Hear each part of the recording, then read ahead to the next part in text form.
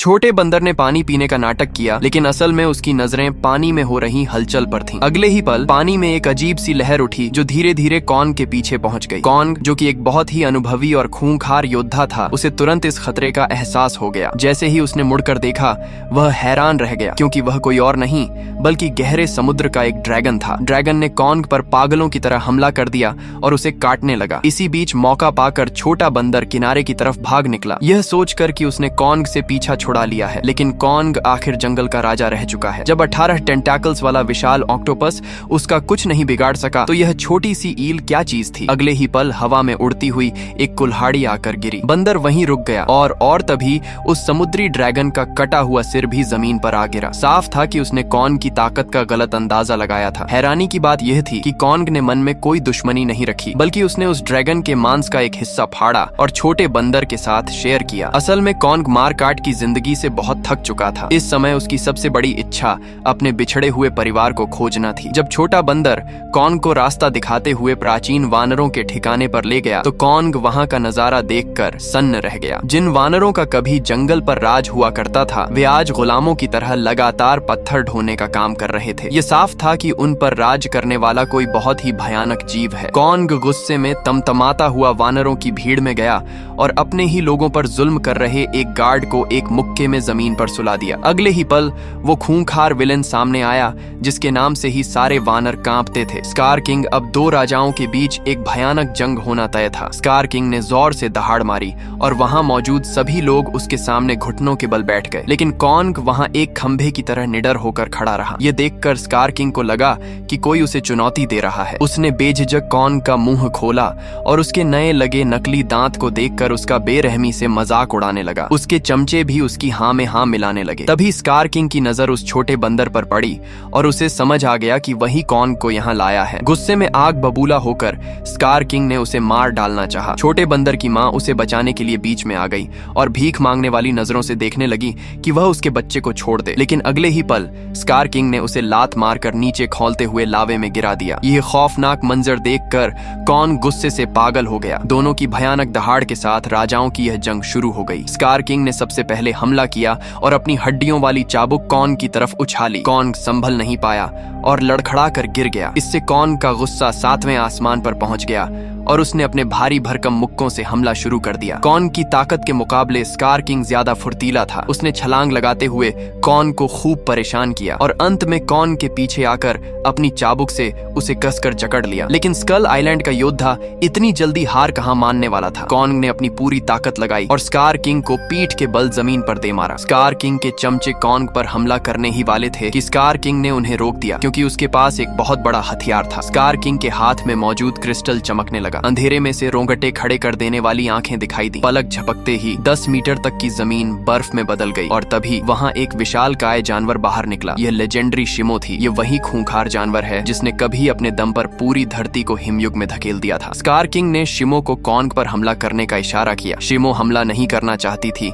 लेकिन scar king के crystal के कंट्रोल के कारण वह दर्द से तड़प उठी। मजबूरन उसे कॉन्ग पर अपनी बर्फीली सांस छोड़नी पड़ी। किस्मत से कॉन्ग फुर्ती से हट गया और अपनी कुल्हाड़ी से हमले को रोक लिया। लेकिन यह गॉडजिला की एटॉमिक ब्रेथ नहीं थी जो कुल्हाड़ी को चार्ज कर देती, बल्कि इस बर्फीले हमले ने कॉन्ग के हाथ को बुरी तरह जमा दिया और वह अधमरा सा हो गया। शिमो फिर से हमला करने ही वाली थी कि छोटे बंदर ने कॉन्ग को एक खुफिया रास्ते की तरफ भागने का इशारा किया। हालात बिगड़ते देख कॉन्ग ने वहां से निकल जाना ही सही समझा। वह सही समय पर वहां से भाग निकला, लेकिन उसकी कुल्हाड़ी उसी गुफा में छूट गई। बाकी वानर उसका पीछा कर रहे थे, पर कॉन्ग भागता रहा और पहले से बिछाए गए जालों का इस्तेमाल करके उन्हें रोकता रहा। आखिरकार छोटे बंदर की मदद से बुरी तरह घायल कॉन्ग इंसानों तक पहुंचने में कामयाब रहा। अब कॉन्ग का शरीर जवाब दे चुका था और वह जमीन पर गिर पड़ा। उसने बड़े ही दुख के साथ इशारों में छोटी बच्ची जिया को सब कुछ बताया। इंसान भी बेबस महसूस कर रहे थे। तभी जानवरों के डॉक्टर को एक गजब का आइडिया आया। उसने कॉन्ग के घायल हाथ पर एक मैकेनिकल हाथ लगाने का फैसला किया। असल में सालों पहले इंसानों ने कॉन्ग और गॉडजिला के बीच की ताकत के फर्क को कम करने के लिए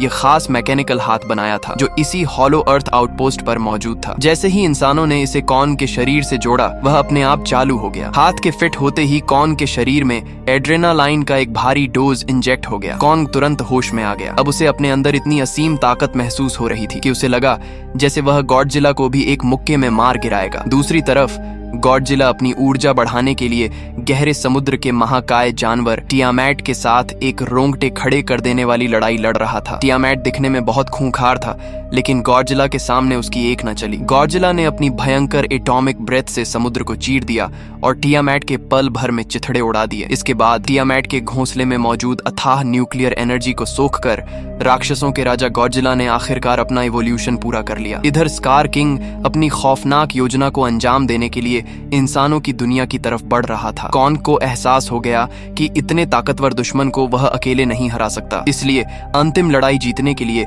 कॉन्ग जमीन के ऊपर अपने पुराने साथी गॉडजिला से मदद मांगने निकल पड़ा। लेकिन गॉडजिला, जो अभी अभी नींद से जागा था, कुछ सुनने के मूड में नहीं था। उसने कॉन्ग को देखते ही उस पर हमला कर दिया। कॉन्ग ने उसे समझाने की बहुत कोशिश की, लेकिन अगले ही पल गॉडजिला ने उसे जोरदार टक्कर मारकर जमीन पर गिरा दिया। बचाव में कॉन्ग ने मुट्ठी भर रेत गॉडजिला की आंखों में झोंक दी, जिससे गॉडजिला कुछ पल के लिए अंधा हो गया। इससे गॉडजिला और भी भड़क गया और उसने कॉन्ग को अपने जबड़ों में जकड़ लिया। गनीमत रही कि कॉन्ग के नए मैकेनिकल आर्म ने उसे बचा लिया, लेकिन गॉडजिला ने अपनी पूरी ताकत लगाकर कॉन्ग को एक भयानक तरीके से दे मारा। अब कॉन्ग के भी सब्र का बांध टूट गया। उसने पलटवार करते हुए गॉडजिला पर मुक्कों की बरसात कर दी और उसे बुरी तरह चकरा दिया। कॉन्ग बेहोश हुए गॉडजिला को खींचकर जबरदस्ती हॉलो अर्थ ले जाना चाहता था, लेकिन रास्ते में गॉडजिला को होश आ गया। उसने अपनी एनर्जी चार्ज की और कॉन्ग पर जानलेवा हमला कर दिया। कॉन्ग ने बचने की कोशिश की, लेकिन गॉडजिला की भारी भरकम लात खाकर वह दूर जा गिरा। गॉडजिला कॉन्ग का काम तमाम करने ही वाला था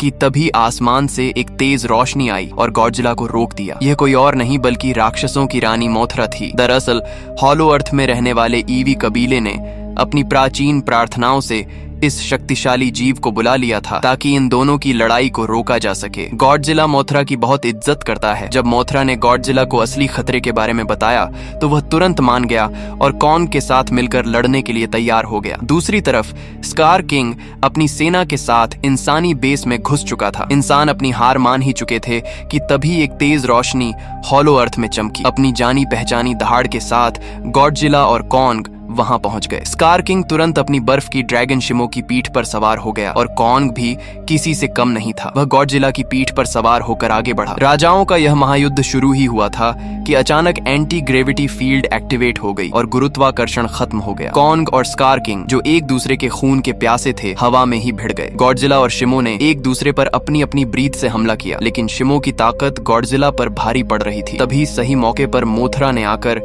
शिमो के मुंह पर अपना जाला फेंका और दोनों भाइयों की मदद करते हुए स्कार किंग के बाकी चमचों को भी ठिकाने लगा दिया। इसी बीच गुरुत्वाकर्षण वापस आ गया और सभी जमीन की दुनिया की ओर खुलने वाले पोर्टल में गिर पड़े। कॉन्ग ने अपनी कुल्हाड़ी से खुद को रोकना चाहा, लेकिन पोर्टल का खिंचाव इतना तेज था कि उसकी कुल्हाड़ी वहीं छूट गई और तभी अचानक समुद्र में भयंकर लहरें उठीं और पलक झपकते ही पूरा पानी जमकर बर्फ बन गया। अगले ही पल बर्फ का सीना चीरते हुए स्कार किंग और शिमो वहां प्रकट हुए। अपने सिर पर उड़ते हेलीकॉप्टर और नीचे भागते चींटियों जैसे इंसानों को देखकर स्कार किंग को लगा कि अब उसका राज आ गया है। उसने अपना क्रिस्टल निकाला और शिमो को पूरी दुनिया को जमा देने का आदेश दिया ताकि धरती पर फिर से हिमयुग आ जाए। शिमो यह नहीं करना चाहती थी, लेकिन क्रिस्टल के दर्द के कारण वह मजबूर थी। स्कार किंग अभी अपनी ताकत का घमंड दिखा ही रहा था कि कॉन्ग ने आकर उसके मुंह पर एक ऐसा जोरदार मुक्का मारा कि उसके 3 टन के दांत टूटकर बाहर गिर पड़े। कॉन्ग मुस्कुराया। ये उस बात का बदला था जब स्कार किंग ने उसके नकली दांत का मजाक उड़ाया था। दूसरी तरफ गॉडजिला ने अपनी एटॉमिक ब्रेथ से शिमो के हमले को रोक दिया। अब स्कार किंग के पास शिमो का कवर नहीं था। वह कॉन्ग के मैकेनिकल मुक्कों के आगे टिक नहीं पा रहा था। हालांकि स्कार किंग बहुत फुर्तीला था। उसने चालाकी से कॉन्ग को लात मारकर शिमो की तरफ धकेल दिया, जिससे कॉन्ग शिमो की बर्फीली सांस की चपेट में आकर घायल हो गया। स्कार किंग अपनी जीत पर खुश हो रहा था, लेकिन वह भूल गया था कि गॉडजिला अब अपने सबसे शक्तिशाली इवोल्यूशन में आ चुका था। गॉडजिला ने स्कार किंग पर ऐसा भयंकर हमला किया कि उसकी हालत खराब हो गई। गॉडजिला ने स्कार किंग की चाबुक को अपने दांतों से पकड़कर तोड़ दिया। चाबुक टूटते ही कंट्रोल क्रिस्टल जमीन पर गिर गया। अब स्कार किंग और कॉन्ग के बीच उस क्रिस्टल को हासिल करने की जंग छिड़ गई। जो क्रिस्टल लेता, पूरी जंग उसी की होती। तभी अचानक वह छोटा बंदर हवा में छलांग लगाते हुए आया और कॉन्ग की कुल्हाड़ी से उस क्रिस्टल पर जोरदार वार कर दिया। क्रिस्टल के टूटते ही एक भयानक एनर्जी वेव निकली जिसने सबको पीछे धकेल दिया। क्रिस्टल टूट चुका था और स्कार किंग का खेल खत्म हो गया था। शिमो अब आजाद थी। गॉडजिला के एक इशारे पर शिमो ने वह किया जो वह हजारों सालों से करना चाहती थी। शिमो ने अपनी पूरी ताकत से स्कार किंग पर बर्फीली सांस छोड़ी और उसे एक आइस क्यूब की तरह जमा दिया। कॉन्ग ने हवा में उछलकर जमे हुए स्कार किंग पर एक जोरदार वार किया और उसे चूर चूर कर दिया। अंत में गॉडजिला ने आसमान की तरफ मुंह करके अपनी भयंकर एटॉमिक ब्रेथ छोड़ी जिससे शिमो द्वारा बनाए गए बादल छंट गए। आसमान साफ हो गया और इंसानों की दुनिया एक बार फिर बाल बाल बच गई। और यहीं इस कहानी का अंत हो जाता है।